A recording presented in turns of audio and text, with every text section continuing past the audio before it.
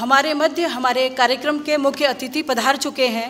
मैं उनसे निवेदन करती हूँ दीप प्रज्वलन करते हुए मंच पर स्थान ग्रहण करें।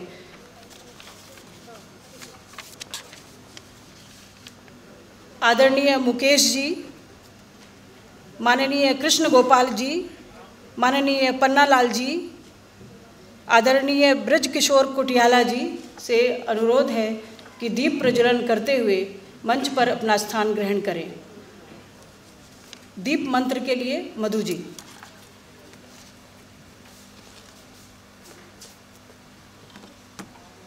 दीप ज्योति परम ज्योति, दीप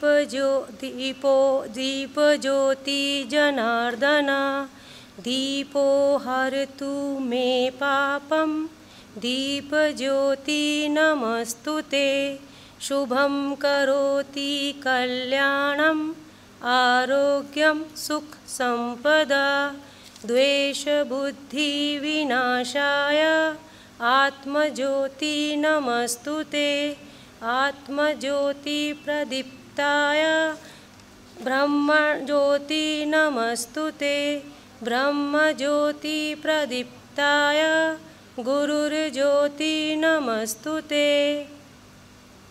दीप ज्योति परम ज्योति, दीप ज्योति जनार्दना, दीपो हरतु मे पापम, दीप ज्योति नमस्तुते।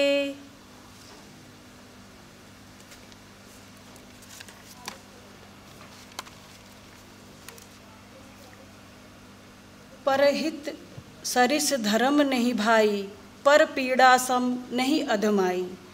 इसको चरितार्थ किया संघ के अनुसांगिक संगठन सेवा भारती ने। कोरोना महामारी की पहली और दूसरी लहर में जब समाज त्राही कर रहा था, उस समय राष्ट्रीय स्वयंसेवक संघ के अपने कार्यकर्ता एवं सेवा भारती के कार्यकर्ता जगह जगह पर सेवा के लिए, लोगों की मदद के लिए खड़े रहे। चाहे वो ऑक्सीजन सिलेंडर उपलब्ध कराना हो या उन लोगों को ऑक्सीमीटर उपलब्ध कराना हो, भोजन या दाह संस्कार, हर जगह समाज में सेवा भारती के कार्यकर्ता उपलब्ध हुए। इस परिस्थिति से निकलने में भी सेवा भारती और अपने कार्यकर्ताओं ने उत्कृष्ट सहयोग किया है। आज इन्हीं सब कार्यों की कॉफ़ी टेबल बुक, एक इस पे पुस्तक और वीडियो जो छोटी फिल्म बनी है, उसको लोकार्पण करने के लिए हम सभी इस सभागार में उपस्थित हुए हैं।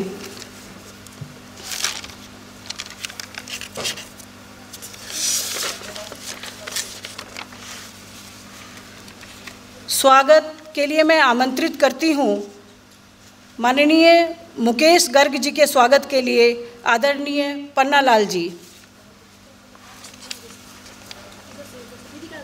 माननीय मुकेश गर्ग जी, आप संयुक्त परिवार में रहते हैं, आप प्रतिष्ठित व्यापारी हैं, आप आईटीसी कंपनी के लिए आशीर्वाद आटे की कई मिलें चलाते हैं, कैटरिंग का भी व्यवसाय आपने किया हुआ है, शिव भक्त हैं, समाज सेवा में अग्रणी भूमिका निभाते हैं। हम आपका हृदय से स्वागत अभिनंदन करते हैं। माननीय कृष्ण गोपाल जी, आप मूलतः उत्तर प्रदेश मथुरा से हैं। आपने मास्टर डिग्री एनवायरमेंटल साइंस एवं doctorate degree council of scientific and industrial research में आगरा यूनिवर्सिटी से की है। 1975 से विस्तारक और 1980 से आप प्रचारक निकले। पूर्व में काशी प्रांत के प्रांत प्रचारक एवं असम के क्षेत्र प्रचारक रहे हैं। वर्तमान में 2012 से आप संघ के सह सर कार्यवाह हैं। हमारा परम सौभाग्य है, हम आपका हृदय से स्वागत अभिनंदन करते हैं।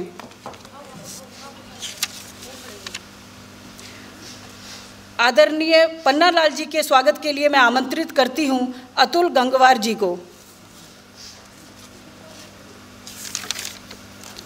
आदरणीय पन्नालाल जी, आप उद्योगपति हैं, सामाजिक कार्यों में बढ़ चढ़कर हिस्सा लेते हैं। आप राष्ट्रीय सेवा भारती के माननीय अध्यक्ष हैं। हम आपका हृदय से स्वागत करते हैं।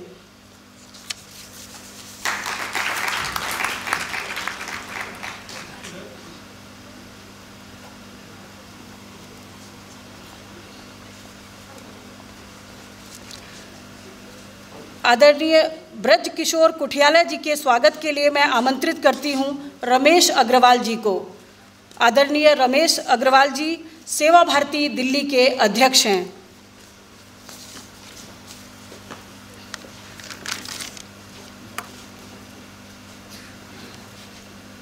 माननीय ब्रज किशोर कुठियाला जी, आप उच्च शिक्षा में विगत 50 वर्षों से कार्यरत हैं। IIMC दिल्ली में 20 वर्ष से कार्य कर रहे हैं। आप माखन लाल चतुर्वेदी पत्रकारिता विद्यालय के 2 बार कुलपति रहे हैं। वर्तमान में हरियाणा राज्य उच्च शिक्षा परिषद के आप चेयरमैन हैं। आप भारतीय चित्र साधना के अध्यक्ष हैं। फिल्म एवं टेलीविज़न प्रशिक्षण में आपका विशेष योगदान है। हम आपका हृदय से स्वागत अभिनंदन करते हैं।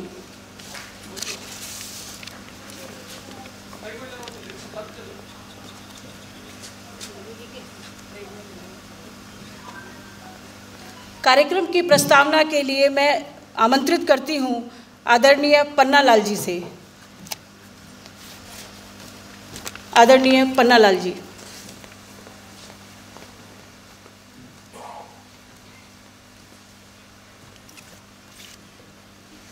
मंच पर उपस्थित माननीय सह सहायकारवा डॉक्टर कृष्ण गोपाल जी, इस कार्यक्रम के अध्यक्ष माननीय मुकेश जी गर्ग, भारतीय चित्र साधना के अध्यक्ष ब्रज किशोर कुठियाल जी एवं उपस्थित बंधु भगिनी, राष्ट्रीय सेवा भारती सेवा कार्य के लिए सदैव संकल्पित है और अपने प्रयासों से सेवा संस्थाओं मंच पर लाकर जागरण, सहयोग, प्रशिक्षण एवं अध्ययन के माध्यम से समस्त भारतवर्ष में शिक्षा, स्वास्थ्य, सामाजिक और स्वावलंबन के हजारों प्रकल्प चला रही है। देश में वंचित, पीड़ित एवं अभावग्रस्त बंधुओं को शिक्षित, सशक्त, सुदृढ़, समृद्ध से संस्कारित कर समाज व राष्ट्र निर्माण में जुटी हुई है। सेवा दिशा, सेवा साधना, सेवा कुंज जैसे साहित्य एवं सेवा गाथा वेबसाइट और समर्पण धारावाहिक के माध्यम से सेवा संबंधी कार्य जन जन तक पहुंचाकर सेवा के भावों को सुदृढ़ करती है। सेवा परमो धर्म केवल ध्येयवाक्य ही नहीं, मन मस्तिष्क में जुड़ा हुआ है। सेवा सहज, सरल, सहृदय, निश्चल व स्वार्थ भाव से ही सभी कार्यकर्ता इसको निष्पादित करते हैं। आज के इस कार्यक्रम का उद्देश्य मात्र यही है कि संघ व समाज के कार्यकर्ताओं ने कोरोना काल के लगभग 1 वर्ष के कालखंड में कैसे चुनौती को अवसर में बदला, ये आप जैसे शुभचिंतकों के समक्ष प्रस्तुत है। राष्ट्रीय सेवा भारती व संपूर्ण समाज का अदम्य उत्साह एवं सहयोग, कार्यकर्ताओं के समर्पण की कथाएं मार्मिक एवं देवतुल्य है। इनको संवर्धित काफ़ी टेबल बुक के माध्यम से किया है। ये काफ़ी टेबल बुक 5 खंडों में विभाजित है। ये पुस्तक नहीं, वास्तव में एक कारवा है।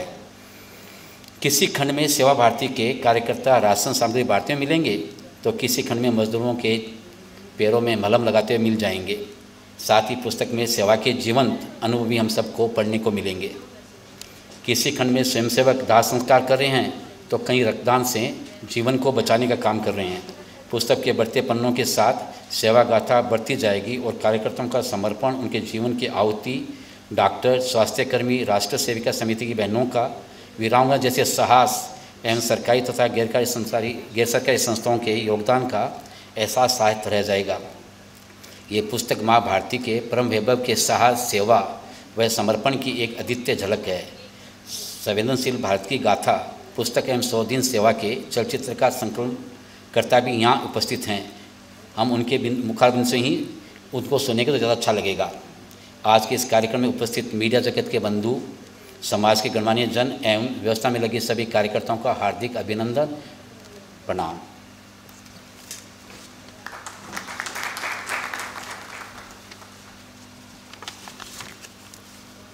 संवेदनशील भारत की सेवा गाथा, इस पुस्तक के परिचय के लिए मैं आमंत्रित करती हूँ श्री प्रशांत पॉल जी को। आदरणीय प्रशांत पॉल जी, आप इंजीनियर हैं। आप अनेक मल्टीनेशनल टेलीकॉम और आईटी कंपनी में सलाहकार एवं काउंसिल में सलाहकार हैं, सलाहकार समिति के सदस्य हैं। लोकमत, तरुण भारत, विवेक, पांचजन्य, ऑर्गेनाइजर आदि पत्रिकाओं में आप स्तंभ लिखते हैं। ये 15 दिन, भारतीय ज्ञान का खजाना आदि पुस्तकों का आपने प्रकाशन किया है। आदरणीय प्रशांत पॉल जी।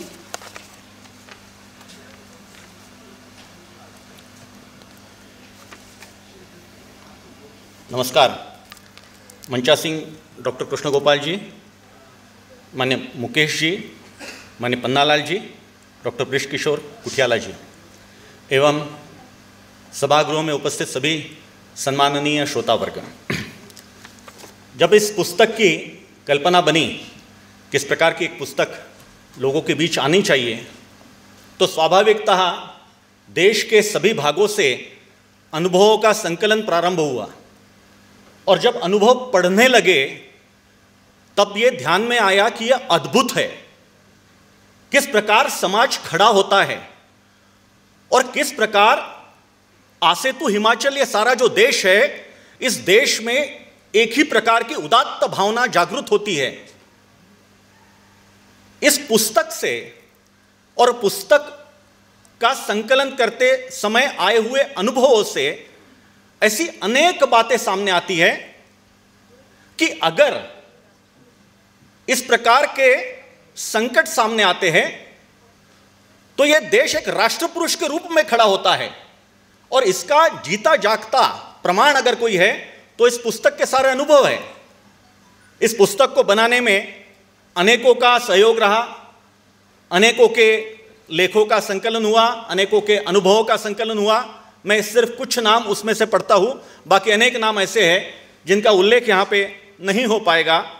अमोल दामले जी, रश्मि दाधीश जी, विजयलक्ष्मी सिंह, मंजू पांडे, रविंद्र जाजू, दाक्षी साहू, पल्लवी अन्वेकर, प्रशांत बाजपेयी, निहारिका सरवटे आदि। अब इस पुस्तक के बारे में मैं सिर्फ एक दो अनुभव बताना चाहूंगा ताकि ये ध्यान में आएगा कि किस प्रकार से हमारा समाज इस आह्वान को सामने रखते हुए और खड़ा हुआ था। राजकोट में एक छोटा सा इंडस्ट्रियल एरिया है, जीआईडीसी कहलाता है, वो अजी वसाहत कहलाता है। वहां पर अपने संघ के स्वयंसेवक प्रशासन के साथ सहयोग कर रहे थे और जहां जहां आवश्यक है वहां जो किट्स का वितरण उनको कर रहे थे। प्रशासन ने हेल्पलाइन जारी की थी, हेल्पलाइन में लोग के फोन आते थे, प्रशासन से, कलेक्टर ऑफिस से फोन आता था और संघ के स्वयंसेवक वहां वो किट का वितरण करते थे।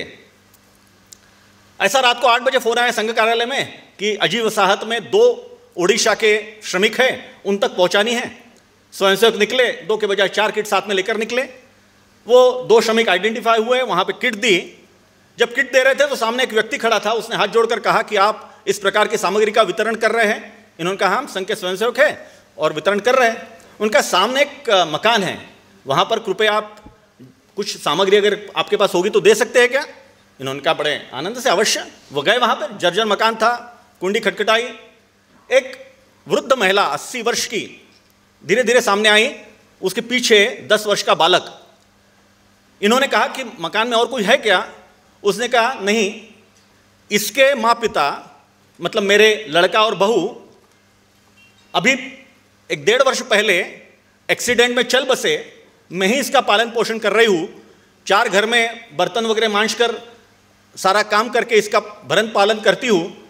दुर्भाग्य से कोरोना के कारण, लॉकडाउन के कारण कुछ नहीं बचा, तो पिछले 3 दिन से मात्र पानी पिला करके, उबाल करके इसको पाल रही हूँ। वो कहता है कि अब कब मिलेगा? मैं कहता हूँ ईश्वर, मैं कहती हूँ ईश्वर आएगा, और आप तो ईश्वर के रूप में आ गए। इन्होंने, अपने कार्यकर्ताओं ने उनको, उस महिला को 2 किट दी। महिला ने 1 किट रखी और उसने कहा नहीं आप 1 लेकर जाइए। कार्यकर्ताओं ने आग्रह किया नहीं हमारे पास 2 किट है और आप रखिए, आपको आवश्यकता लगेगी। उसने कहा नहीं नहीं, और जिनको आवश्यकता होगी उनको आप दीजिए। जैसे आप ईश्वर जैसे आए वैसे आवश्यकता होगी तो फिर से ईश्वर आ जाएगा। यह भारत है। इस प्रकार की उदात्त भावना यह पूरे सारे देश के कोने कोने में दिखी। ऐसे कई उदाहरण है। मैं एक और छोटा सा, एक तो छोटे से बिल्कुल उदाहरण आपके सामने रखना चाहूंगा। ये श्रमिकों, जब श्रमिक वापस आए तो सबने कहा कि अब तो देश में बहुत ज्यादा गंभीर मामला खड़ा होगा, असंतोष निर्माण होगा। ये सारे श्रमिक चलकर आ रहे हैं, 30, 40, 50, 60 लाख श्रमिक आ रहे हैं। तो सब ने लिखा, बाहर की मीडिया ने लिखा कि अब तो देश में बहुत कठिन समय आएगा। लेकिन ऐसा हुआ नहीं। किसी भी श्रमिक ने किसी को ना गाली दी, ना पत्थर उठाए, ना लूटपाट की। सारे रास्ते में इन श्रमिकों को सब लोगों ने, सारे समाज ने उठकर इनकी सेवा की और वो दृश्य अद्भुत थे। एक पुलिस का सादा कांस्टेबल जो थक के आ रहा, एक श्रमिक पांव में छाले हो गए, उस छालों को अपने हाथ से मलम लगा रहा है। ये चित्र है। पुलिस का जो चेहरा हमारे सामने आता है उससे बिल्कुल अलग छवि है ये इस प्रकार के अनेक अनुभव वहां पर आते हैं और उसी के साथ आती है कृतज्ञता की अद्भुत भावना। जो श्रमिक अपने अपने गांव में गए, उन्हीं के बारे में दो छोटे छोटे किस्से। एक तो जो ऑटो से जो वाहन मिला, जैसे मिला, ने तो पैदल लोग चले वहां पर, तो गोरखपुर, उत्तर प्रदेश के गोरखपुर के पिपराइच एक गांव है छोटा सा, उस गांव के सुभाष पांडे ये परिवार के साथ ऑटो से लॉकडाउन लगने के बाद अप्रैल में अपने घर पे गए। सब कुछ ठीक ठाक हो गया। मुंबई से वो गए वहां पर, वापस आए, मुंबई के लिए निकले। इंदौर में जब वो आए, इंदौर बाईपास पे इंदौर का बोर्ड देखा, वहां ऑटो रोकी। उपमा पांडे उनकी जो पत्नी थी वो वहां रुकी। उसने अपने हाथ का, वहां भोजन करने वाले थे, भोजन के लिए रुके, अपने पास का जो कोर था, पहला कोर उस इंदौर लिखे हुए बोर्ड के सामने रखा और कहा, पहला भोग इस इंदौर को जिसने विपरीत समय में, कठिन समय में मेरे और मेरे परिवार को, मेरे बाल बच्चों को न सिर्फ भोजन दिया, पानी दिया, दवाई दी, सब कुछ दिया, उस इंदौर के लिए। यह भारत है। ये जो श्रमिक वापस गए, बिहार के पूर्णिया जिले में 24 गांव हैं, 24 शालाएं हैं। इनको क्वारंटाइन करने के लिए शाला में रखा गया। स्वाभाविक है, उस समय क्वारंटाइन 2-2 हफ्ते के लिए शालाओं में रखते थे, गांव में, घरों में अंदर प्रवेश नहीं था। इन्होंने कहा क्या किया जाए, तो इन्होंने कहा नहीं, शाला को हम ठीक करेंगे। पूर्णिया जिले की 24 शालाएं इन्होंने चकाचक कर दी, श्रमदान से की। पश्चिम चंपारण जिला, बिहार का ही, नेपाल से लगा हुआ, वहां पर वाल्मीकि नगर है। वाल्मीकि नगर में लक्ष्मी नगर सहकारी माध्यमिक विद्यालय, वो विद्यालय में भी ऐसे श्रमिक रुके। उन्होंने कहा कि नहीं, हम तो शाला को ठीक करेंगे। पहले दूसरे दिन जब सरकार के प्रतिनिधि वहां पर आए, उनका बस सामान दे दीजिए। सारे लोग जो श्रमिक थे वे भवन निर्माण में थे, रंग पुताई में थे, तो प्रशासन ने उनको सारा रंग पुताई का सारा सामान दिया। 10-12 दिनों में उन्होंने शालाओं को ऐसा मस्त बेहतरीन बना दिया कि किसी भी प्राइवेट शाला की टक्कर में वो सरकारी शाला खड़ी हो गई। जब कलेक्टर महोदय खुद वहां पर आए प्रशंसा करने के लिए, उन्होंने उनको इसका मुआवजा दिया, देने की पेशकश की कि आपने मेहनत की है, मेहनत आना है, सरकार की ओर से आपको ये मेहनत आना है। श्रमिकों ने नहीं लिया। कलेक्टर के शब्द है, कोरोना के ऐसे विपरीत और विषम परिस्थिति में जब सबको आर्थिक समस्या आ रही है, उस समय ये श्रमिक इसलिए मना कर रहे हैं कि ये तो मेरे गांव की शाला है, मैंने किया तो क्या बड़ा किया, इसलिए हम पारिश्रमिक नहीं लेंगे। ये भारत है।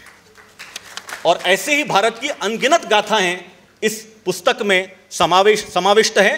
एक पूरा चित्र सामने आता है कि कोरोना की जो पहली लहर में किस प्रकार से समाज, सारा समाज, संघ के स्वयंसेवक और उसके कारण चेतना निर्माण होने के कारण सारा समाज, सारी संस्थाएं सामने आती है और इस देश में एक नया मजबूत भारत का चित्र खड़ा करती है।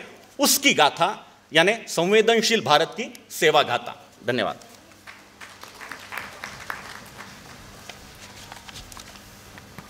बहुत सुंदर प्रशांत जी। जो लिखता है और जो देखता है, जो महसूस करता है, उसको समय अधिक चाहिए होता है। ये बिल्कुल सच है। क्षमा चाहेंगे, हम लोगों के पास समय की थोड़ी दिक्कत है, वरना तो सभी लोग सुनना चाहते हैं आपको। धन्यवाद। कॉफ़ी टेबल बुक के परिचय के लिए मैं आमंत्रित करती हूँ राजीव अग्रवाल जी को। वयं राष्ट्रांग भूता कॉफ़ी टेबल बुक। हमारे मध्य सभागार में कई गणमान्य उपस्थित हैं, मैं उनका परिचय कराना चाहूँगी।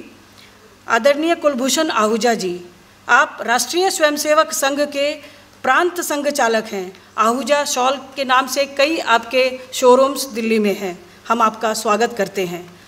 माननीय पराग जी, आप राष्ट्रीय स्वयंसेवक संघ के अखिल भारतीय सेवा प्रमुख हैं, केंद्र बेंगलोर है। हम आपका स्वागत करते हैं। माननीय रामलाल जी, आप राष्ट्रीय स्वयंसेवक संघ के अखिल भारतीय संपर्क प्रमुख हैं, आपका केंद्र मुंबई है। हम आपका हृदय से स्वागत, अभिनंदन करते हैं। माननीय सुधीर जी, आप राष्ट्रीय सेवा भारती के अखिल भारतीय संगठन मंत्री हैं, हम आपका स्वागत करते हैं। माननीय श्री नरेंद्र जी, आप राष्ट्रीय स्वयंसेवक संघ के अखिल भारतीय सह प्रचार प्रमुख हैं, हम आपका हृदय से स्वागत अभिनंदन करते हैं। आदरणीय राजीव जी।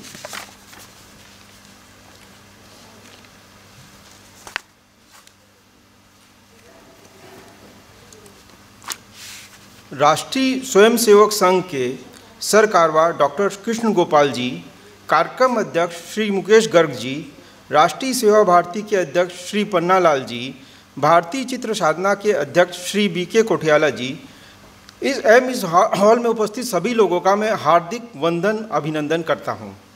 वैश्विक महामारी कोरोना ने जहां मानवीय जीवन चक्र को थाम कर रख दिया था, वहीं मानवीय जीवन शैली और दिनचर्या की परिभाषा ही बदल के रख दी थी। इस महामारी ने मानव को बेबस लाचार सा कर दिया था। हर तरफ भय, असुरक्षा, अनहोनी, अवसाद के गहरे बादल छाए हुए थे। ऐसे में केंद्र सरकार एवं राज्य सरकारें तो अपना काम कर ही रही थीं, बट राष्ट्र और मानव सेवा के लिए समर्पित देश में आई किसी भी प्रकार की विपत्ति, आपदा के समय सहायता में अग्रणी भूमिका निभाने को अपना धर्म समझने वाले विश्व के सबसे बड़े सामाजिक संगठन राष्ट्रीय स्वयंसेवक संघ, राष्ट्रीय सेवा भारती भला इस आपदा के समय अपने सेवाभावी चरित धर्म से कैसे दूर रह सकते थे। संगठनात्मक ही नहीं, व्यक्तिगत रूप से राष्ट्रीय सेवा भारती एवं स्वयंसेवकों ने मानव सेवा को माधव सेवा मानकर सेवा यज्ञ में अपनी आहुति देने से कोई कसर नहीं छोड़ी और सेवा के और भी अनूठे उदाहरण प्रस्तुत किए गए। इन्हीं सेवा कार्यों को कॉफ़ी टेबल बुक के रूप में, व्यंग राष्ट्रांगभूता के रूप में हम लोगों ने सहेजने की कोशिश की है। कंसेप्ट ये था कि हम एक चित्रावली की तरह एक चित्रों से को प्रदर्शित करती हुई पुस्तक को हम प्रेजेंट करें। इस पुस्तक में 128 पेज में हमने 44 हमारे जितने भी अधिकतर प्रांत हैं उनके विभिन्न प्रकार के सेवा कार्यों को संयोजित करने की कोशिश की है। ये पुस्तक दो प्रकार से हमने बनाई है, एक हार्ड कवर में है और एक पेपर बैक में है। इस पुस्तक को हमने सेवा के कार्यों की दृष्टि से 5 खंडों में बांटा हुआ है। 5 खंड जैसे सुधा तृप्ति, स्वास्थ्य लाभ, पुनर्स्थापना, धर्म कर्म प्रतिष्ठा और समाज का पुरुषार्थ, 5 खंडों में हमने 9 चैप्टर लिए हैं। साथ ही इसमें हमने सेवा के वीडियो लगाए हैं, 12 वीडियो हैं जिनके QR कोड वहाँ पर लगे हुए हैं। उन QR कोड को हम स्कैन कर अपने मोबाइल पर, इलेक्ट्रॉनिक माध्यम पर उन वीडियो को भी देख सकते हैं। समाज जीवन के विशिष्ट लोगों को निःशुल्क प्रति देने का निर्णय लिया गया है, जिसके लिए हम सेवा भारती सभी के बड़े आभारी हैं। खासतौर से श्री पन्नालाल जी, श्री पराग जी के बहुत बहुत आभारी हैं। कार्य थोड़ा कठिन था क्योंकि इतना ज़्यादा कार्य हुआ था। 5000 से ज़्यादा फोटो कंटेंट हमारे पास था, जिसको हमें मात्र एक प्रेजेंटेबल 128 से 130 पेजों में इकट्ठा करना था, प्रदर्शित करना था और सभी सेवा कार्यों को कवर करना था। इसके लिए माननीय सहसाकारवास माननीय मनमोहन वैद्य जी और माननीय रामलाल जी के एवं सेवा भारती के अध्यक्ष श्री पन्नालाल जी के मार्गदर्शन में एक हमारी टीम बनी, जिसमें हमारी नियमित बैठकें होती थीं। उन बैठकों में पुस्तक की रूपरेखा क्या रखी जाएगी, उसका संरचना कैसी होगी, वो डिसाइड किया गया। और फोटो और वीडियो जो एक बड़ा काम था कि कैसे उसमें से हम 400 फोटो या 300 फोटो ढूंढ रहे हैं, उसके लिए लगातार माननीय मनमोहन वैद्य जी, माननीय रामलाल जी का हमें मार्गदर्शन मिलता रहा। 5-5, 6-6 घंटे की मीटिंग्स होती रहीं, तब हम उस काम को सफलतापूर्वक कर पाए। इसमें हिंदी का कंटेंट बहन अनीता जी और इंग्लिश का कंटेंट बहन कस्तूरी जी के जिम्मे रहा। फोटो का कार्य विजय कांति जी के जिम्मे रहा।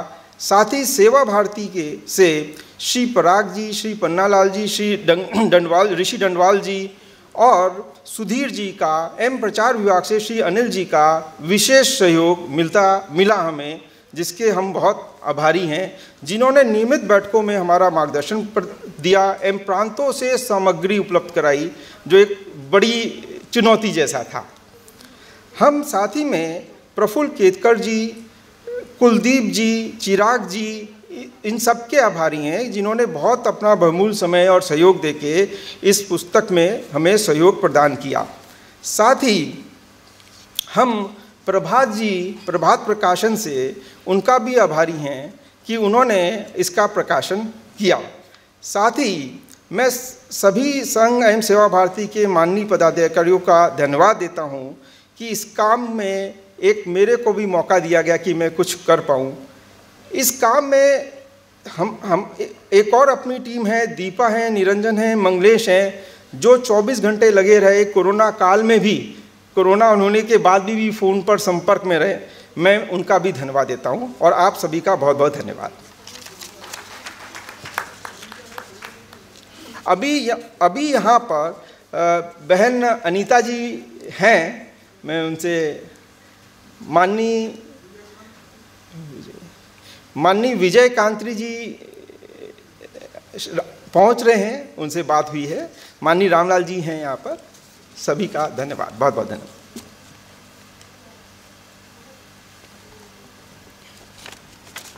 अभी हम दोनों पुस्तकों का विमोचन करेंगे। पहले संवेदनशील भारत की सेवा गाथा, इस पुस्तक का विमोचन करने जा रहे हैं। इसके लिए मैं प्रशांत पॉल जी को मंच पर आमंत्रित करती हूँ।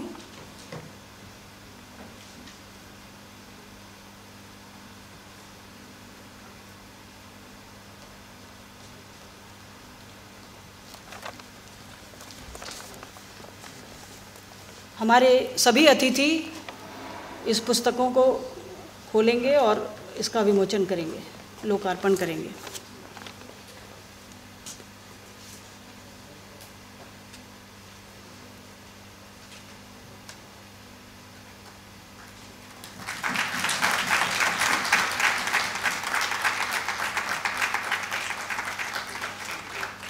भारत माता की, भारत माता की।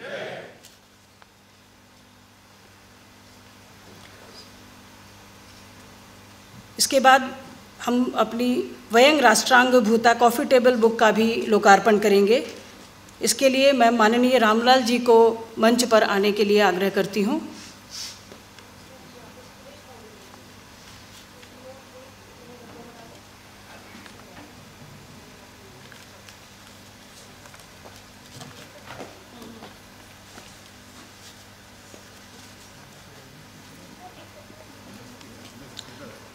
आदरणीय पन्नालाल जी उसको खोल के सबको दे देंगे।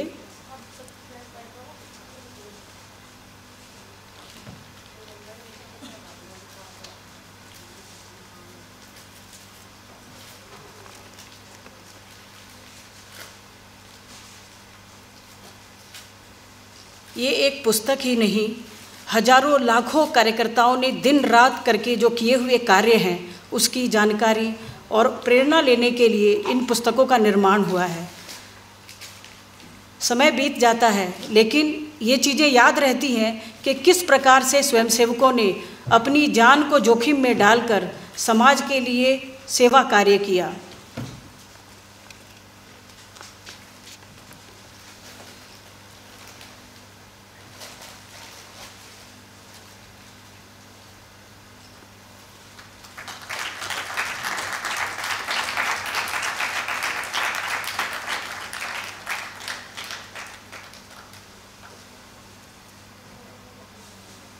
संवेदनशील भारत की सेवा गाथा, ये पुस्तक बाहर बिक्री के लिए उपलब्ध है।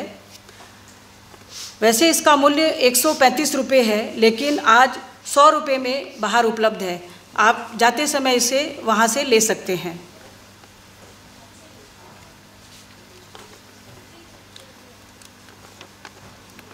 कार्यक्रम को आगे बढ़ाते हुए आज के हमारे इस कार्यक्रम के आदरणीय अध्यक्ष श्रीमान मुकेश गर्ग जी को मैं अध्यक्षीय भाषण के लिए आमंत्रित करती हूँ।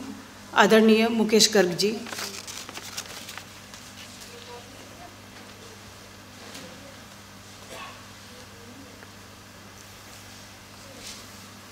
मेरा परिचय तो बिल्कुल दिया है। कृष्ण गोपाल जी से मैं बड़े आदर से ये कहना चाहूँगा कि इन्होंने जो प्रेरणा दी हम उसकी तरफ चलने की कोशिश करेंगे।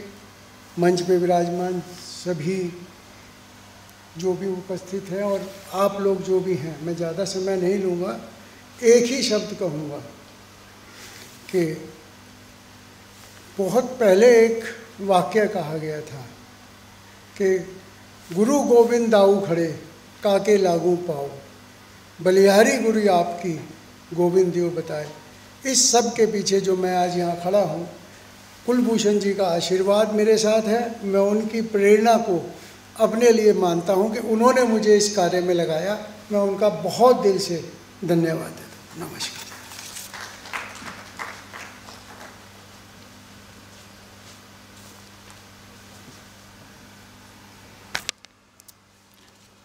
धन्यवाद मुकेश जी।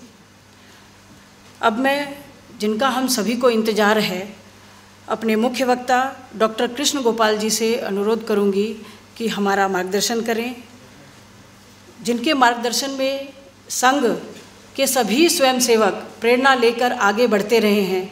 आदरणीय कृष्ण गोपाल जी।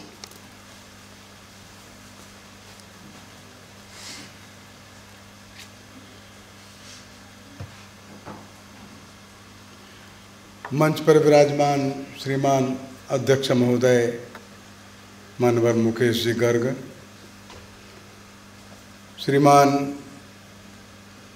कुलपति महोदय ब्रजकिशोर जी कुठियाला, श्रीमान पन्नालाल जी भंसाली और इस सभागृह में उपस्थित आदरणीय बंधुओं बहनों, दो पुस्तकों का विमोचन आज इस कार्यक्रम में संपन्न हुआ है। एक पुस्तक है वयम राष्ट्रांगभूता और दूसरी पुस्तक है जो कोरोना काल में सेवा के कार्य हुए उसको लेकर के संवेदनशील भारत और सेवा के कार्य आदि, ऐसा दो ग्रंथ आज हमारे सामने प्रस्तुत हुए हैं। दोनों ग्रंथों की जो पृष्ठभूमि है वो तो कोरोना की त्रासदी है, जिसको कि सारे विश्व ने पिछले लगभग पौने 2 वर्षों में प्रत्यक्ष देखा है। वर्तमान युग में जो समाज है उसने पहली बार अपने जीवन काल में ऐसी मानवीय त्रासदी को देखा, अनुभव किया और स्वयं भुगता, जिसमें कि विज्ञान के आधुनिकतम यंत्र, उपकरण, औषधि, खोज, उससे युक्त मानव कहीं न कहीं पराजित हो गया। मनुष्य के पास संपदा भी थी, मनुष्य के पास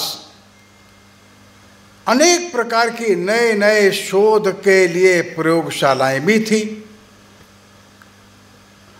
बड़ा विलक्षण मस्तिष्क भी था, लेकिन कहीं न कहीं वो हतप्रभ था, निराश भी था और कुछ भी न कर पाने के कारण असमंजस में था। धरती का सबसे जो शक्तिशाली राष्ट्र कहा जाता है अमेरिका,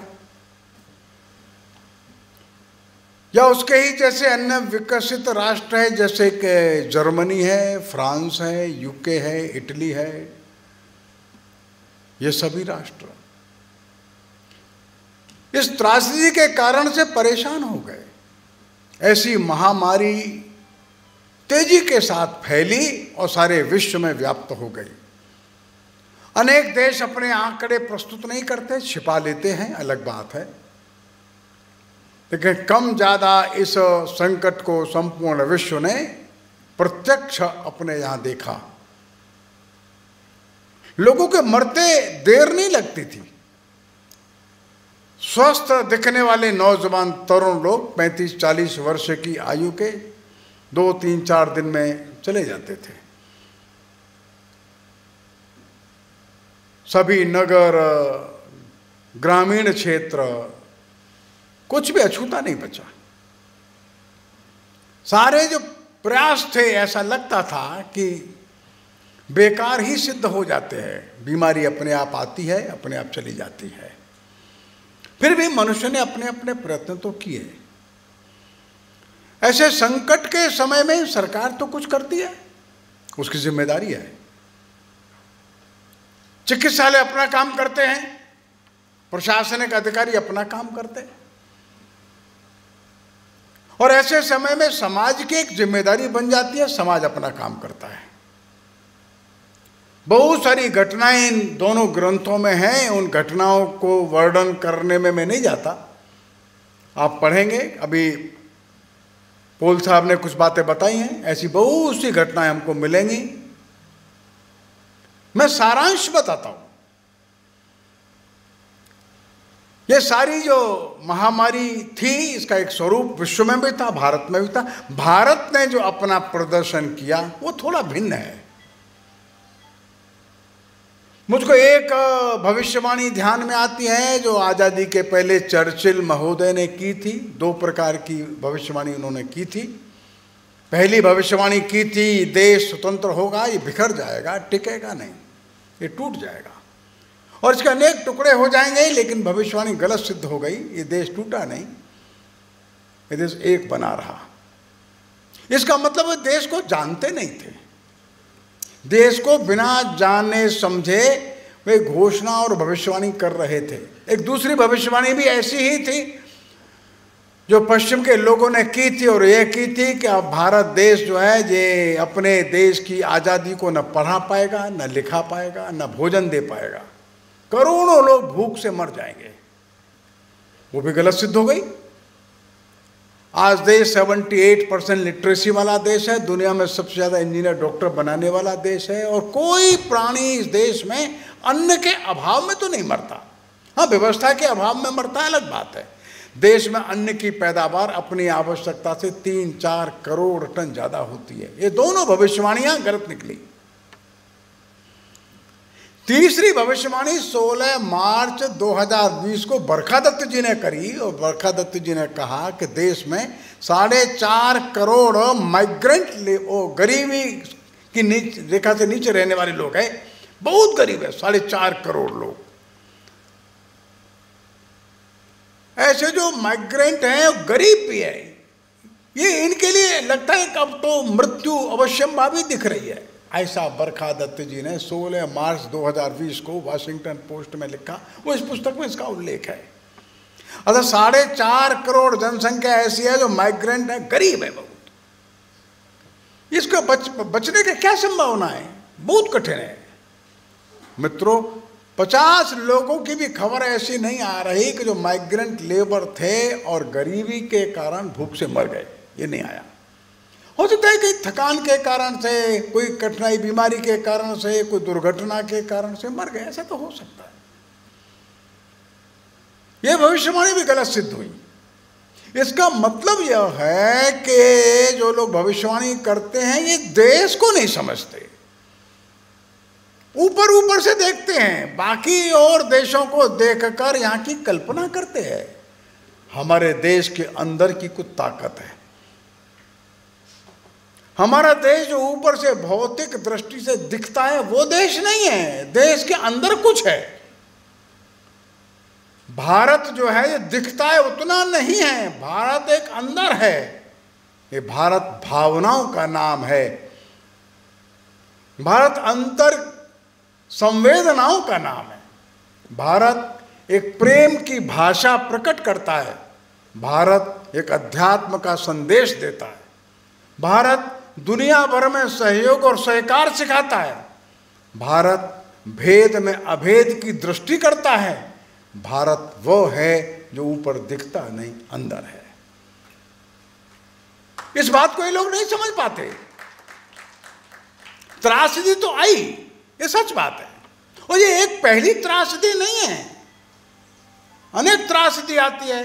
किलारी में भूकंप हो गया, वो भुज में भूकंप हो गया, केदारनाथ की विपत्ति आ गई, ऊपर उत्तरकाशी में भूकंप हो गया, तमिलनाडु में चक्रवात आ गया, आंध्र में तूफान आ गया, कहीं अचानक भारी बाढ़ आ गई। आती है त्रासदी, तो आती है, छोटी छोटी से आती है।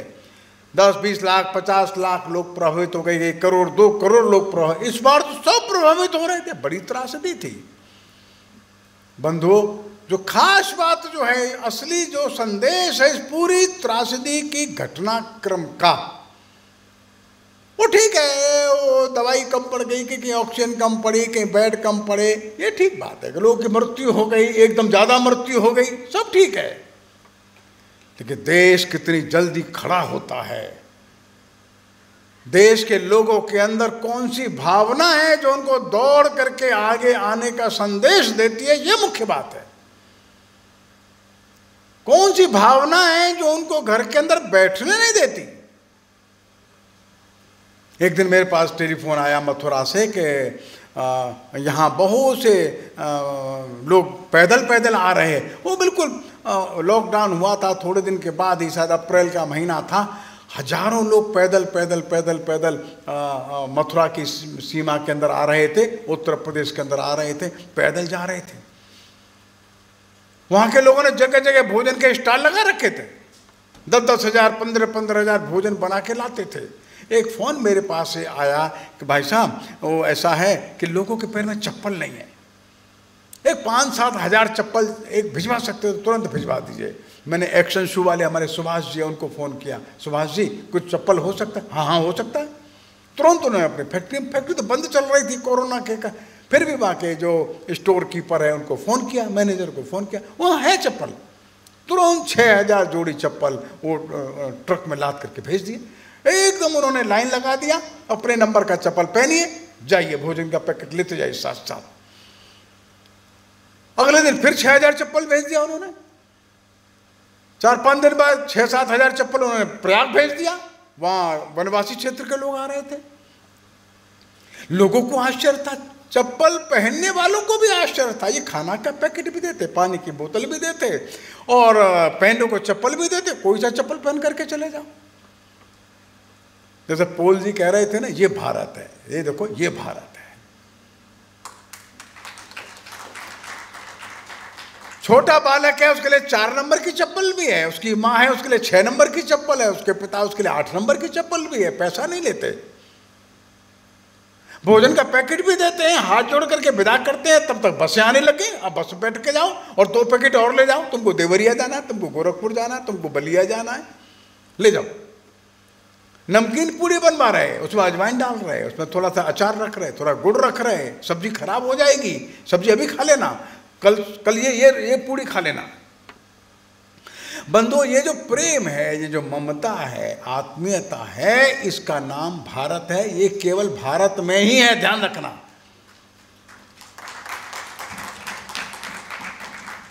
उदाहरण तो ऐसे हजारों हैं। जो सामर्थ्यवान था वो घर के बाहर आ गया। कितने गुरुद्वारों ने लंगर खोल दिए, ऑक्सीजन के गैस के लंगर खोल दिए। ऑक्सीजन गैस मिलती है, ले जाओ। गुरुद्वारे वाले गैस के सिलेंडर भरवा करके दे रहे थे। हमारे जो एम्स के बाहर विश्राम सदन है, उन्होंने सैकड़ों गैस के सिलेंडर मंगा लिए। आप ले जाइए, खाली करके दे जाइए, ले जाइए, खाली करके दे जाइए, पैसा नहीं लेते। अन्य क्षेत्र वालों ने किट्स हजारों की संख्या में बनवा दी है। अक्षय पात्र वाले जो है, उन्होंने हजारों नहीं लाखों किट्स बनवा दिए। मेरे पास फोन आते थे उनके अक्षय पात्र वालों के, भाई साहब एक 20,000 किट्स कहाँ भिजवाने बताइए। लोगों ने गंगा के किनारे किनारे लोगों की लिस्ट बनाना शुरू किया। हरिद्वार, ऋषिकेश, गढ़ मुक्तेश्वर, कर्णवास, आपका सोरों, ब्रह्म घाट जो है वो ब्रह्म बिठूर, प्रयाग, काशी। जो मल्ला है, नाव चलाता है, वो फूल बेचने वाली है, वो दिया बत्ती बेचती है, वो है, वो चाय बेचता था घाट पर, कोई आता ही नहीं। कहाँ से इसकी रोजी चलेगी? तो गंगा समग्र के लोगों ने जगह जगह 10,000 किट्स बनवा करके बंटवा दिए। 5 किलो आटा है, 4 किलो दाल है, 2 किलो चीनी है, इसमें चाय की पत्ती 1 किलो है, बच्चों के लिए सूखा दूध 2 किलो रखा है, 1 किलो 2 किलो सरसों का तेल रखा है। किट्स बनवा, 10,000 नहीं लाखों करोड़ों की संख्या में लोग सूखा भोजन किट्स बांटने लगे। लाखों करोड़ों की संख्या में लोगों ने भोजन के पैकेट्स, कौन सा मठ कौन सा मंदिर था जो नहीं बांट रहा था। केरल की अम्मा है वो बंटवा रही थी, रामकृष्ण मिशन के लोग वहां बंटवा रहे थे, सारे गुरुद्वारे यहां बंटवा रहे थे। कोई धार्मिक संस्थान, कोई सामाजिक संस्था घर नहीं बैठी थी, सारी सावधानी बरतते हुए समाज में कोई भूखा ना सो जाए। ये जो भावना है समाज में कोई भूखा ना सो जाए, ये कहां से आई? ये हमारे देश का सनातन विचार, सनातन दर्शन है।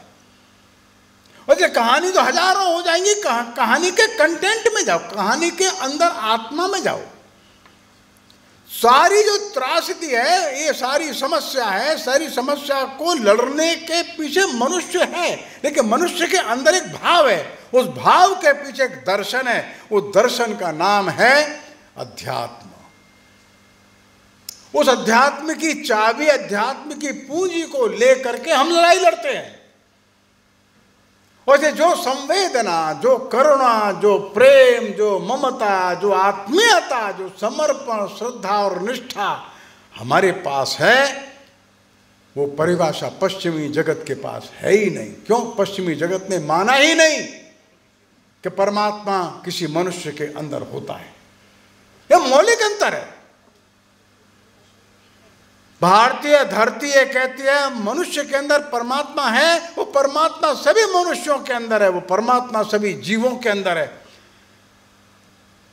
ईश्वरः सर्वभूतानां, जो ईश्वर मेरे अंदर है वही तुम्हारे अंदर है, तत्त्वमसि वही तुम्हारे अंदर है।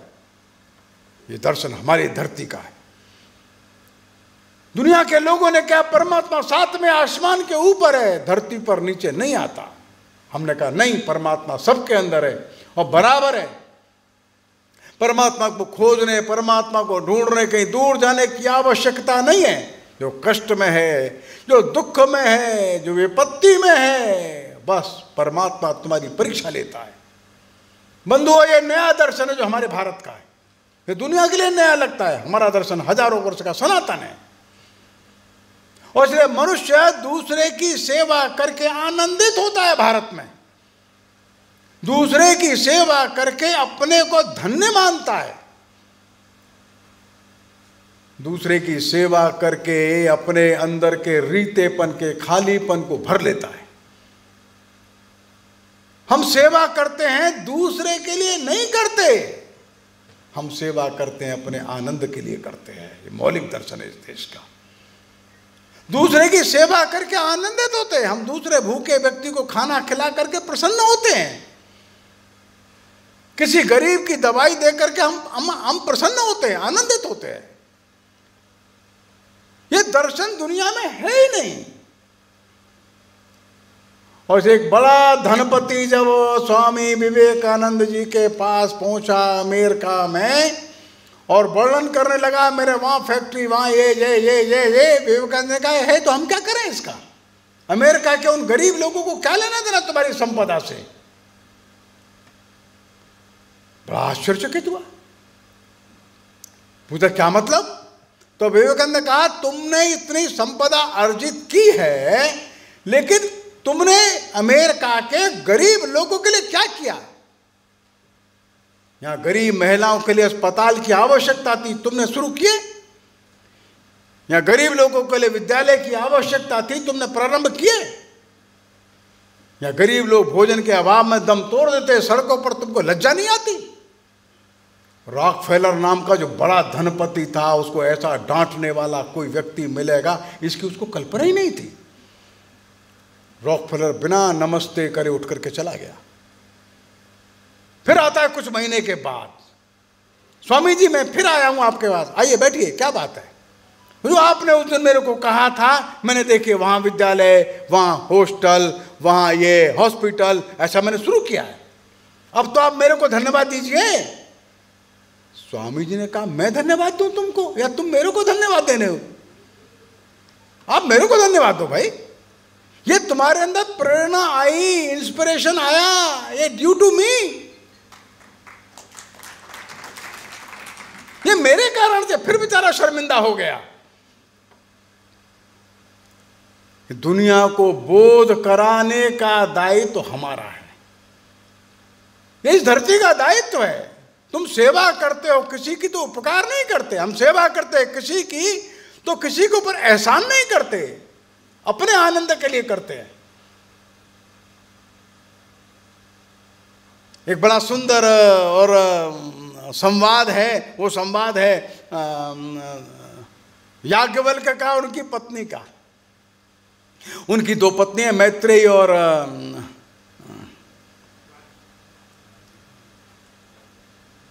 गार्गिनी है।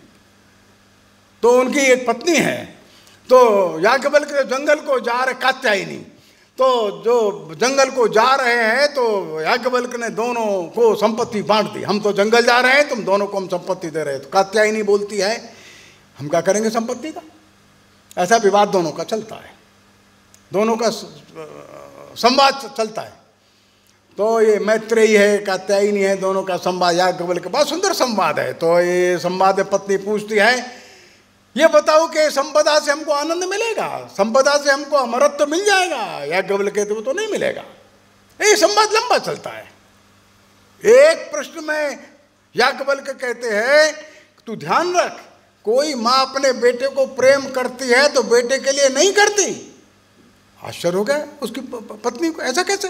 हाँ, कान खोल के सुन ले, समझ ले तू। पत्नी पति को प्रेम करती है, पति के लिए नहीं करती, वो अपने लिए करती है, अपने आनंद के लिए करती है। ध्यान रख। आश्चर्य, हाँ हाँ सच है, मैं बता रहा हूं सच है मित्रों, ये शाश्वत सत्य है जो उपनिषद का है। हम किसी की सेवा करते हैं तो उसके लिए नहीं करते, अपने आनंद के लिए करते हैं। हमको सुख मिलता है, हमको संतोष मिलता है। भारत का ये दर्शन ये मौलिक है। और से हम दूसरे की सेवा करते हैं तो दूसरा नहीं है, वो अपना ही है। सेवा का अवसर देकर वो हमको कृतार्थ करता है। हम अपनी संपदा संपत्ति का ठीक सदुपयोग करते हैं, अपनी क्षमताओं का ठीक उपयोग करते हैं। और से सारा देश एक निष्ठ होकर एक भाव और भावना से ऐसी आपदा और विपत्ति के सामने खड़ा हो जाता है। सैकड़ों अवसर आए इस देश में। केदारनाथ की त्रासदी आई तो लोगों ने अपने घर का जो वर्ष भर का सामान था निकाल करके खिला दिया लोगों को। अनेक स्थान पर भूकंप आते लोग दौड़ करके जाते हैं, ट्रक के ट्रक सामान पहुंचा देते हैं। लेकिन सारी दुनिया में कहीं भी ऐसा उदाहरण देखने को नहीं मिलता है। भूकंप तो अमेरिका में भी आता है, कनाडा में भी आता है, ऑस्ट्रेलिया में भी आता है, तूफान भी आता है। हजारों लोग लाखों लोग मर जाते हैं, घिर जाते हैं। उनकी सहायता करने के लिए सरकार जाती है और सामान्य व्यक्ति कहता है ये हमारी जिम्मेदारी नहीं है भाई, ये सरकार की जिम्मेदारी है। भारत एक भिन्न प्रकार का देश है। ऐसी त्रासदा और विपत्ति के समय सामान्य मनुष्य खड़ा हो जाता है। और इसलिए दिल्ली में जब लोग निकले गड़िया लोहारों के बीच में भोजन और भोजन के किट्स बांटने के लिए, तो गड़िया लोहार के लोगों ने कहा कल आप फिर आइए। कल फिर गए, 51,000 रुपये इकट्ठा करके उन्होंने दिया। भीलवाड़ा में भी गड़िया लोहारों ने 51,000 रुपये इकट्ठा करके दिया। उनको पता लगा कि ऐसे ऐसे दिल्ली के गड़िया लोहारों ने दिया, उन्होंने भी दिया। क्या है भाई, कोई आमदनी भी नहीं। वो छोटा छोटा लोहे का सामान बना करके बिक्री करते हैं, महीनों से बिक्री बंद। लेकिन नहीं, जो जो जमा पूंजी थी उसमें से निकाल कर समाज की सेवा के लिए देना, ये मेरा कर्तव्य। ये जो भावना है मेरे पास जो है उसमें से दे देना। मेरे पास 2 रुपया है तो 1 रुपया देना है, 10 रुपया है तो 5 रुपया देना, 1000 है तो 500 देना, लाख है तो 50,000 देना, करोड़ है तो 50 लाख दे देना, 100 करोड़ है तो 50 करोड़ दे देना। सामर्थ्य जिसकी जितना है उसमें से दे देता है। कटक में रेलवे स्टेशन पर महात्मा गांधी एक दिन बैठे थे बेंच पर, ट्रेन की प्रतीक्षा कर रहे थे। गोपबंधु दास उनके बगल में बैठे हैं। एक बूढ़ा वनवासी आता है, केवल कमर पर धोती बंधी हुई है और बड़ा जीर्ण शीर्ण सा शरीर है। वो पूछता है बापू कौन है इनमें? तो लोगों ने कहा बापू जी है, तो बापू के पैर छूता है। बापू कहते हैं आओ बैठो बैठो, और जिसके पास 10 करोड़ है वो 10 करोड़ देता है। भावना एक ही है, सामर्थ्य तो बदलता रहता है मनुष्य का। और से इस देश में हजारों नहीं लाखों उदाहरण ऐसे खड़े हो गए, लोगों ने शमशान में जाकर के लाइन लगा कर उनका अंतिम संस्कार किया जिनके, और बच्चे किसी कारण से परिवारजन नहीं आ सके, वो तो डर के कारण से नहीं आ सके, या अमेरिका में बैठे नहीं आ सके। लोग किट्स पहन करके उनके शरीर को लेकर के शमशान में खड़े हो गए और शमशान में संस्कार करके आ गए। ब्लड देने की जरूरत पड़ी तो हजारों लोग सामने आ गए, हाँ हम ब्लड देंगे ना, ब्लड देने को तैयार हो गए। ऐसे परिवार थे जिनके परिवारों में अब कोई है ही नहीं, कमाने वाला या नौजवान सब बाहर है, घर में एक आधो बूढ़ा बूढ़ी है, वो बाहर जा भी नहीं सकते। तो कॉलोनी ने ऐसे लाखों लोगों की व्यवस्था देश में बना ली कि उनके घर आप खाना दे करके आएंगे, उनके घर के बाहर लटका दो, वो उठा लेंगे, बाकी कागज फेंक देंगे। हर दिन नियम से दोनों समय उनके घर के दरवाजे पर भोजन का पैकेट लटक जाता है। ये भारत है, सरकार नहीं, सरकार जो करेगी करेगी। अरे हमारे बगल में ये पड़ोसी है भाई, इसके बच्चे कहीं विदेश में, बूढ़ा बूढ़ी 2 लोग हैं, अब जा नहीं सकते कहीं, इनका खाना कोई दूसरा हम देंगे ना। हजारों कॉलोनीज में, देश भर में लाखों परिवारों में पड़ोसियों ने पड़ोसियों की व्यवस्था संभाल ली, इसको भारत कहते हैं। हजारों स्थानों पर बच्चे जो अनाथ हो गए उनकी व्यवस्था संभालने के लिए लोग आगे आ गए। बच्चे अनाथ हैं, सरकार करेगी तो करेगी, हमारा छात्रावास खुला है, हम अपने छात्रावास में 25 बच्चे रखेंगे। अनेक हिंदू संस्थाओं से आज आवेदन आ गया, भाई हमको 25 बच्चे दे दो, हमको 25, उनकी सारी पढ़ाई हम करेंगे, नौकरी और विवाह तक जिम्मेदारी हमारी है, उनके माता पिता नहीं, कोई दिक्कत नहीं, परमात्मा उनके साथ है, हम साथ है। बंधुओं, ये केवल भारत नहीं होता है, वैसे भारत की जो विभूति है, भारत की जो आत्मा है, भारत की जो विशेषता है, वो हमारा दर्शन है, हमारी ईश्वरानुभूति है। वो ईश्वरानुभूति जो है हमारे अंदर की करुणा को पैदा करती है, हमारे अंदर की संवेदनाओं को पैदा करती है। हम 2 मानते ही नहीं, और इसलिए हजारों लोग दिल्ली में निकल जाते थे, क्या कबूतर को दाना डाल रहे, एक बोरा भर करके बाजरा गाड़ी में रखते हैं, 100 किलो बाजरा, 2 लड़के निकलते जहाँ कबूतर डाल, सैकड़ों लड़के ब्रेड लेते, रोटी लेते, कहाँ बंदरों को देने जा रहे। ये क्या है, व्हाट इज दिस? ये दुनिया के लिए अकल्पनीय है, लेकिन भारत के लिए स्वाभाविक है। बंधुओं, इस भौतिक आंधी में इसको बचा करके रख करके लाए हम यहां तक। जब दुनिया कल भौतिक भौतिक भौतिक देखती है, तब भारत अध्यात्म को संजो कर, संभाल कर और उसको अच्छे से विकसित करता हुआ आगे लेके चलता है। वो दिखता नहीं, उसके अंतरात्मा में रहता है। ये ध्यान में रखिए, जो भौतिक दुनिया है ये मनुष्य को सामर्थ्यवान बनाती है। ये शिक्षा आज की जो है मनुष्य को शिक्षित करती है, ऊंचा बना देती है, व्यक्ति शक्तिशाली बन जाता है, उस पर पैसा है, उसके पास गाड़ी बड़ी है, उसका बैंक बैलेंस है, वो बड़ी कोठी है, उसकी कोई पोजीशन है, लेकिन ध्यान में रखिए वो अकेला रहता है। और आज की शिक्षा, आज की सभ्यता का जो युग है, मनुष्य को शक्तिशाली बनाता है, मनुष्य को ऊंचा बनाता है, लेकिन मनुष्य को अकेला छोड़ देता है। उसके साथ कोई आता नहीं, ये किसी के साथ जाता नहीं, संबंध भी नहीं बनाना चाहता। अपार्टमेंट में अपने घर का दरवाजा दूसरे के घर के दरवाजे के सामने खोलने को मना कर देता है, नहीं हमारी प्राइवेसी है, हम नहीं चाहते। आज की जो शिक्षा, आज का जो युग, आज का जो सिविलाइजेशन का तूफान है, यह मनुष्य को संपन्न बना रहा है, मनुष्य को शक्तिशाली बना रहा है, सामर्थ्यवान बना रहा है, ऊंचा बनाता है, लेकिन अकेला छोड़ देता है। मनुष्य मनुष्य के साथ रह नहीं सकता, मनुष्य मनुष्य से टकरा के दूर चला जाता है, उसका ईगो इतना बढ़ जाता है, वो बगल वाले से बात भी करना नहीं चाहता। बगल वाले की आवश्यकता में खड़ा होना नहीं चाहता। ये बड़ा भारी संकट दुनिया के सामने आज खड़ा है। एक बर्ट्रैंड रसेल करके बड़े भारी विद्वान हो गए, वे लिखते हैं आज के सिविलाइजेशन ने, वर्तमान की सभ्यता ने मनुष्य को बहुसंपन्न बनाया है, शक्तिशाली बनाया है, सामर्थ्यवान बनाया है, अकेला छोड़ दिया है टकराने के लिए। और मनुष्य का स्वभाव ऐसा हो गया है जैसे बिलियर्ड की दो गेंद आती हैं, टकरा के फिर दूर चली जाती है, पास रहती ही नहीं। ये उदाहरण दिया बर्ट्रैंड रसेल ने। रसेल लिखता है आज मनुष्य बिलियर्ड की गेंद की तरह आता है, टकरा के दूर चला जाता है, टकरा करके दूर जाने के लिए ही निकट आता है।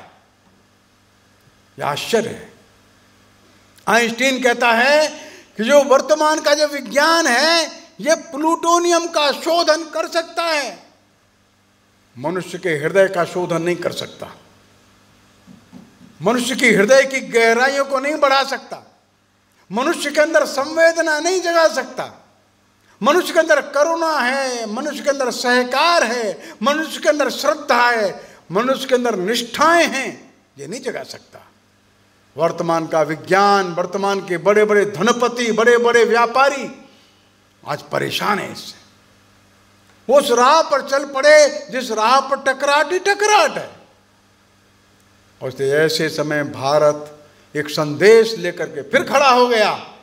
कोरोना के काल में लड़ाई हर देश में आई थी, हमने लड़ाई लड़ी अपनी संवेदनाओं के आधार पर, हमने लड़ाई लड़ी अपनी भावनाओं के आधार पर, हमने संघर्ष जीता तो समाज की समवेत शक्ति के आधार पर, और उसके पीछे था हमारा ईश्वरीय भाव, हमारा आध्यात्मिक चिंतन, हजारों हजारों वर्षों का आध्यात्मिक दर्शन जो ऋषियों ने हमको दिया है। बंधुओं, यही इस कोरोना की सारी लड़ाई का मर्म है, यही इसकी आत्मा है। दुनिया के सामने हमारा यही एक उदाहरण है। ऐसे उदाहरण टर्की में क्यों नहीं खड़े हुए? ऐसे उदाहरण अमेरिका, यूके, ऑस्ट्रेलिया में खड़े क्यों नहीं हुए? गरीब लोगों के लिए लाइन लगा करके समाज के लोग ब्रेड मक्खन बांटने के लिए क्यों नहीं आए? क्यों? वह अध्यात्म नहीं था। ईश्वरः सर्वभूतानाम ये कल्पना भी नहीं थी जो हमारी है, और इसलिए ये हमारे ऊपर बड़ी भारी जिम्मेदारी है। आने वाले समय में हम इस आध्यात्मिक भाव को दुनिया के दूर हर कोने तक पहुंचा सकें, और इसलिए दोनों पुस्तकों के पीछे का संदेश यही है। एक पुस्तक कहती है संवेदनशीलता हमारी अंतरात्मा के अंदर है, हम उस भाव से लड़ाई लड़ते हैं, और दूसरी पुस्तक कहती है वयम राष्ट्रांगभूताः, अर्थात हम इस राष्ट्र के अंगभूत हैं। उन भावनाओं के साथ इस राष्ट्र को लेकर के हम खड़े हो जाते हैं। दोनों ग्रंथों का महत्वपूर्ण भाग है, इन दोनों ग्रंथों का एक महत्व है, और इसलिए दोनों पुस्तकें आपके सामने हैं। आप पढ़िए, अध्ययन करिए, लेकिन इसकी भावनाओं में जाइए।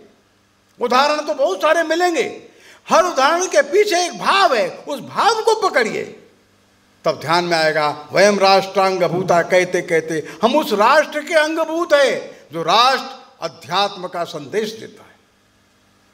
संवेदनशीलता की जब बात देखते हैं दूसरे ग्रंथ में, हम उस भाव में चले जाते हैं। धीरे धीरे धीरे 100 उदाहरण हैं, 100 उदाहरण के बाद अंत में एक ही चाबी सबकी दिखाई देगी कि हम संवेदनशील है। क्यों? क्योंकि हम आध्यात्मिक है। इस भाव को हमने पकड़ा तो वास्तव में इन दोनों ग्रंथों का मर्म हम समझ सकेंगे। मैं समझता हूँ इतना पर्याप्त है। नमस्कार।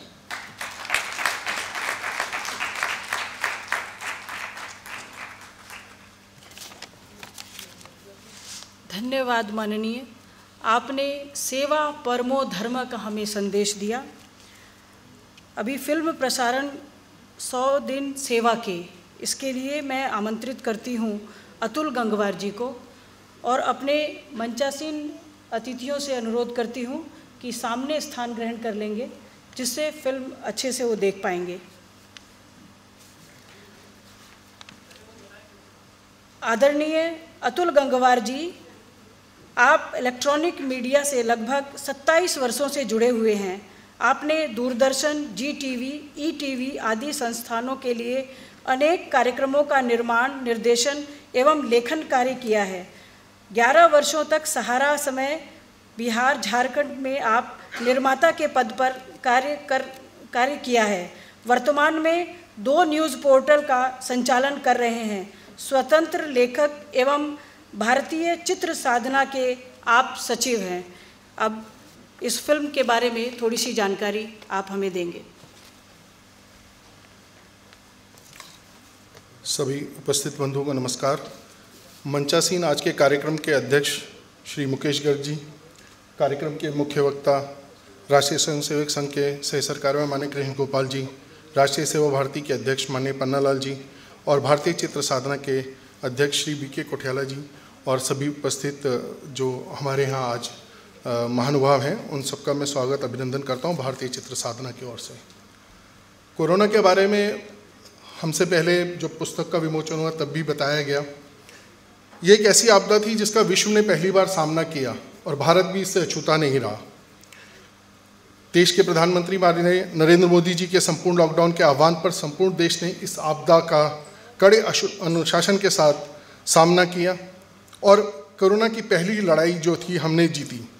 ऐसे कठिन समय में जब इस अनजाने कोरोना वायरस से देश के डॉक्टर्स, नर्सेज, स्वास्थ्य सेवाओं से जुड़े हुए लोग, सफाई कर्मी, पुलिस प्रशासन के लोग लड़ रहे थे, उस समय समाज के ऐसे कई संगठन और उनसे जुड़े हुए लोग भी उनके कंधे से कंधा मिलाकर इस लड़ाई में उनका साथ दे रहे थे। भारतीय चित्र साधना ने राष्ट्रीय स्वयंसेवक संघ, राष्ट्रीय सेवा भारती एवं उसके अनेक सहयोगी संगठनों के स्वयंसेवकों और कार्यकर्ताओं द्वारा देश भर में किए गए कार्यों को एक जगह एकत्र कर 7 छोटी एवं एक बड़ी डॉक्यूमेंट्री फिल्म का निर्माण किया है।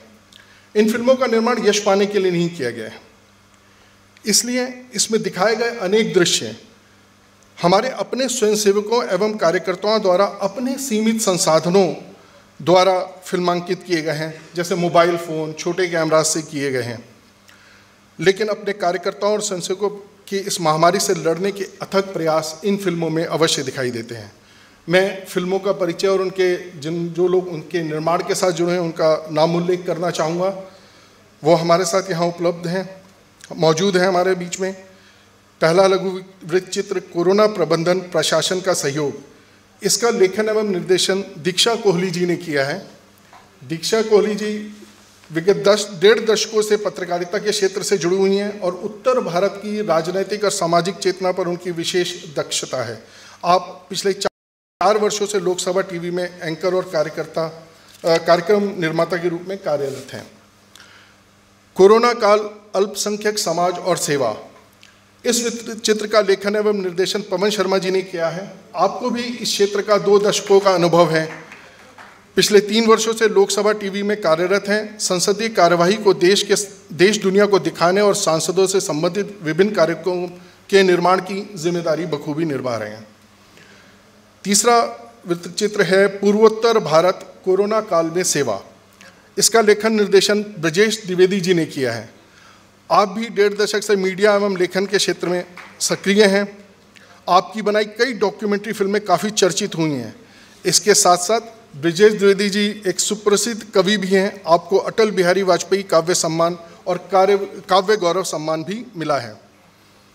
कोरोना संकट जनजातीय समाज में सेवा, इसका लेखन निर्देशन वीरेंद्र कुमार जी ने किया है। आप पिछले कई वर्षों से राष्ट्रीय मीडिया में कार्यरत हैं। कई बड़े मीडिया संस्थानों में सेवाएं देने के पश्चात आप भी लोकसभा टीवी में कार्यरत हैं। संसद से जुड़े विभिन्न कार्यक्रमों का निर्माण आपके जिम्मे है। कोरोना समाज के उपेक्षित वर्गों की सेवा, इसका लेखन एवं निर्देशक मनीष वाजपेयी जी ने किया है। मनीष जी डीडी न्यूज़ में कार्यरत हैं। पत्रकारिता से लगभग 20 वर्षों का अनुभव है और आप साप्ताहिक कार्यक्रम एक भारत श्रेष्ठ भारत के निर्माता, निर्देशक एवं प्रस्तुत करते हैं।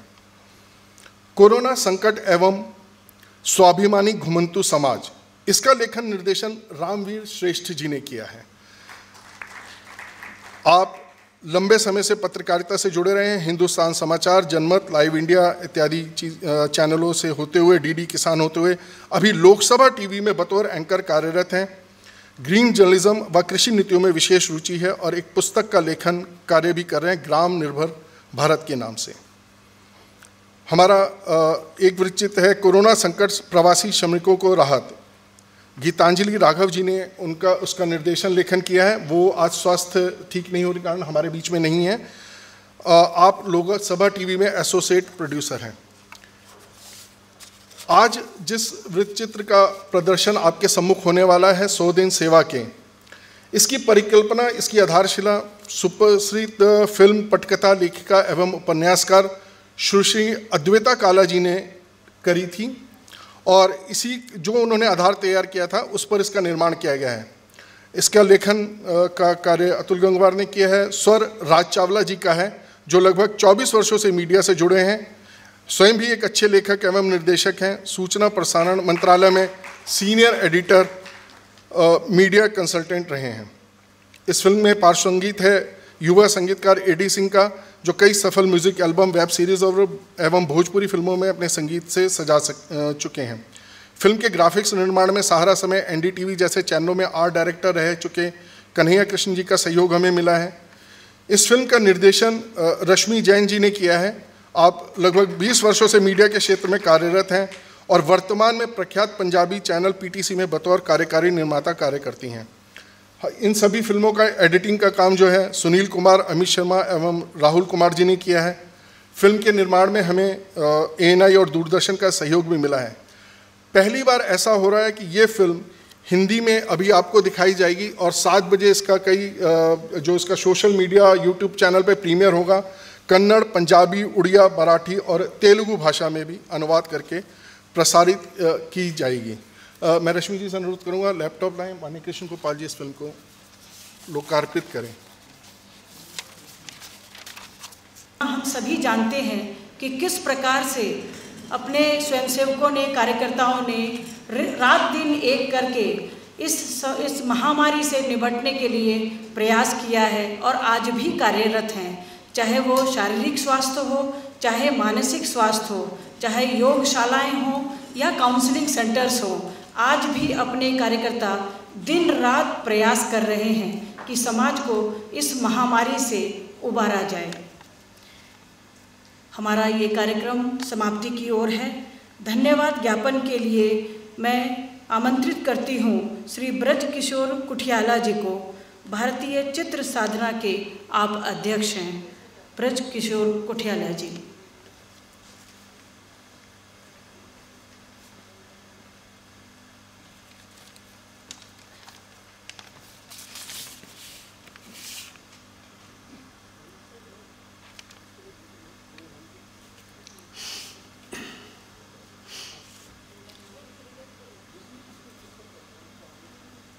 माननीय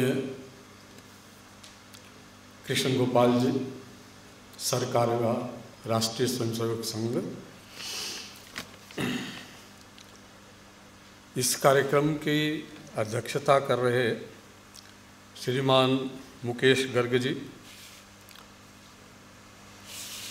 राष्ट्रीय सेवा भारती के माननीय अध्यक्ष श्री पन्नालाल जी, माननीय रामलाल जी, इस सभागार में उपस्थित आज इस कार्यक्रम की शोभा और गरिमा बढ़ाने के लिए उपस्थित बंधुवर एवं मातृशक्ति। पिछले 1.5 वर्ष में मानवता ने अभूतपूर्व संकट सहा है, जो अभी भी कुछ मात्रा में चल रहा है। प्रत्येक समाज ने उसको अपने अपने रूप से संभालने का प्रयास किया, परंतु भारत ने एक अद्वितीय उदाहरण प्रस्तुत करके, जैसा कि कहा गया कि सेवा दूसरे के लिए नहीं, अपने आनंद के लिए, और वो उदाहरण प्रस्तुत करके हमने अपने संकट को अपने तरीके से संभाला और उसके लिए उदाहरण प्रस्तुत किए। इन उदाहरणों को, इन अनुभवों को आज 2 पुस्तकों के माध्यम से, एक वयम राष्ट्रांग भूता और एक संवेदनशील भारत की सेवा गाथा और कुछ चलचित्रों के माध्यम से, जिसका एक का प्रदर्शन आज हमने इस सभागार में देखा। इन समाज के कार्यों का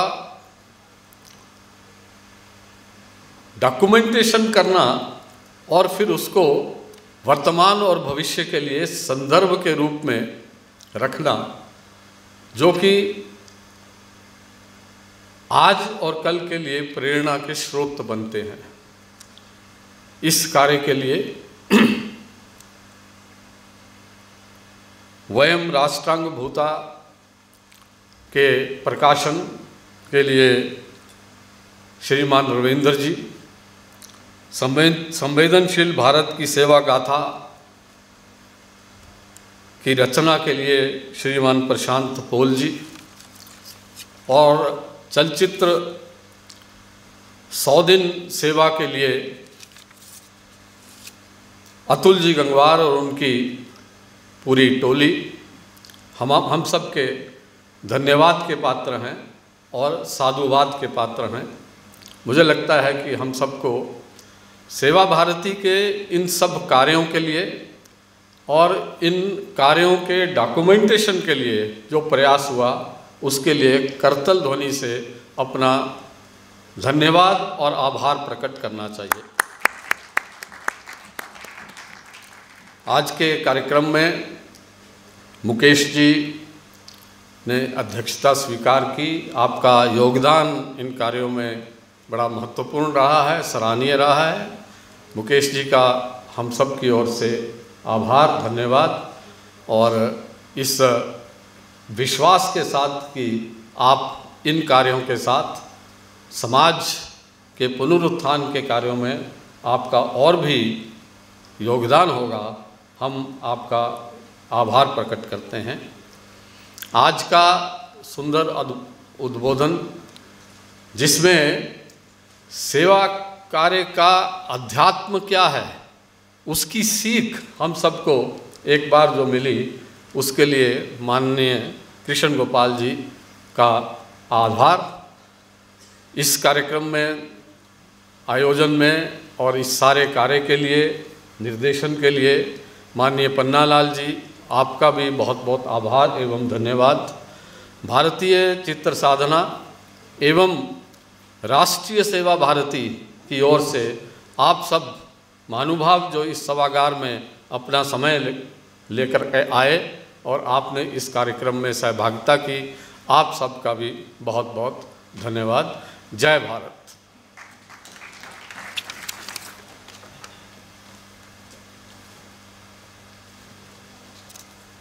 धन्यवाद। कल्याण मंत्र के लिए मैं आमंत्रित करती हूँ सरिता जी को।